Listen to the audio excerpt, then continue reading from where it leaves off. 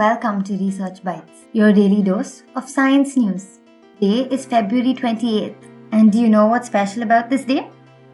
It's National Science Day, and we commemorate the discovery of the Raman effect by the Indian physicist Sir C.V. Raman, who discovered this on the 28th of February, 1928. We're going to do something special today. My name is Annie Santamaria, and I have a guest here with me. Say hi to everyone, Rosa. Hi! She thinks science has made an important contribution to our progress, but is very curious to know how exactly. So let's explore how science impacts us and our nation. Hi Rosa, it's so nice to have you here today. I was just wondering, after your cup of tea in the morning, I'm sure you read the newspaper. But do you also read the science section? Yes, Annie, I do. It's one of the only ways that I can keep up with the latest scientific discoveries. But often, I want to know more and just don't know where to look. Well, you could follow the website links to the research that the article is based on. But I know that very often, it's quite difficult to read and understand. I don't know if I could decipher a research paper, but if someone can put it in simple words for me, it would be so helpful. So true. As a science writer, I have to read a research paper a couple of times before I fully understand it. And it's so imperative that we find correct scientific facts in proper sources. Aren't we all just tired of the fake science that's out there? Accessible science can make the difference between a good decision and a bad one. I get so annoyed with people who send me WhatsApp messages or forwards that are written by someone that's claiming to be a doctor or a scientist. And it's about these new treatments that sometimes don't even exist. Yes, like that forward that went around a few months ago about curing cancer by eating lots of lemons.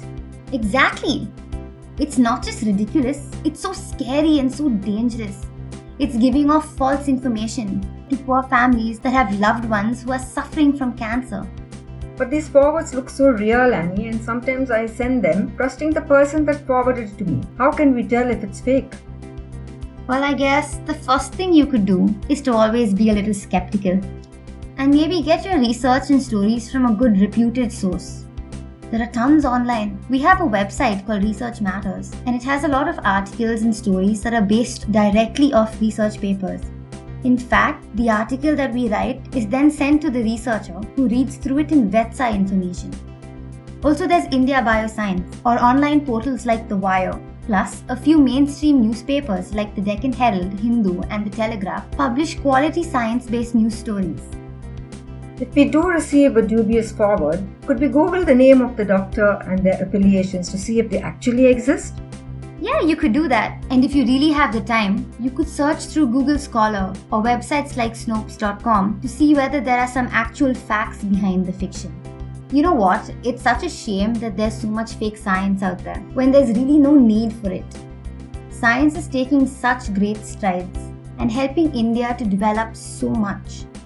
Like how, for example, India rode the IT revolution or even helped to build and launch satellites. And you know what? There's so much science that goes into building a satellite, right from the aerodynamics to the electronics that go inside the satellite. In fact, apart from the aerospace engineering department, the electrical communication engineering department at IISc also played a key role along with the metallurgy department. They all helped not only in aerodynamics but in control guidance and communication. IISc also helped research the payload and to develop robust communication equipment that wouldn't be affected by the extreme stress of outer space.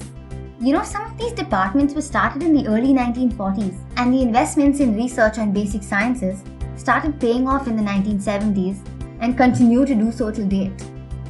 Apart from the research that's been carried out, they also help to build sound technical capacity by training engineers.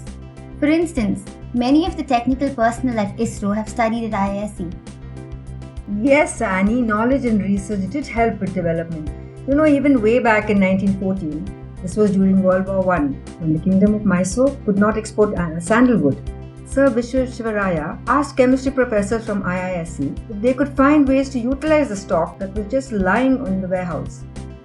This drove the research on wood distillation oil extractions from sandalwood between 1914 and 1916.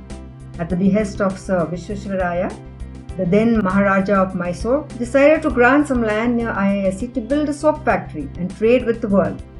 That is the brief history of the now famous Mysore sandal soap, which was launched in 1918.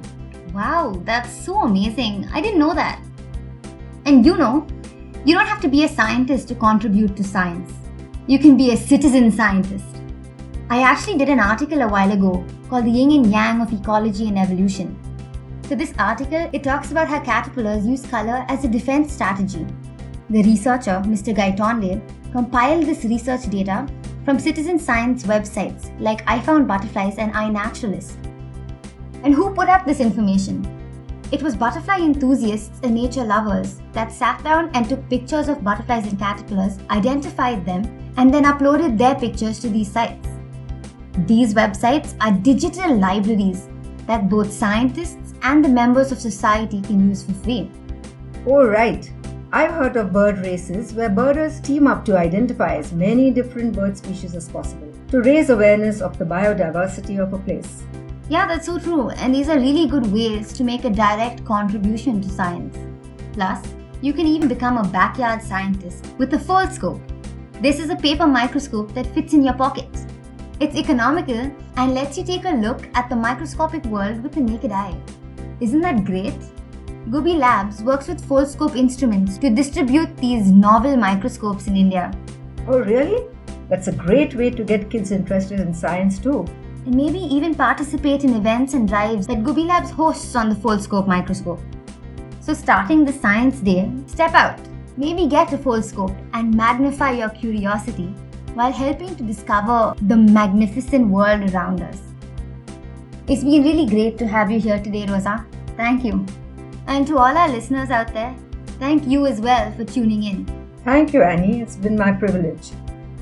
Also, look out for our ebook. It's a compilation of interesting stories by the Research Matters team.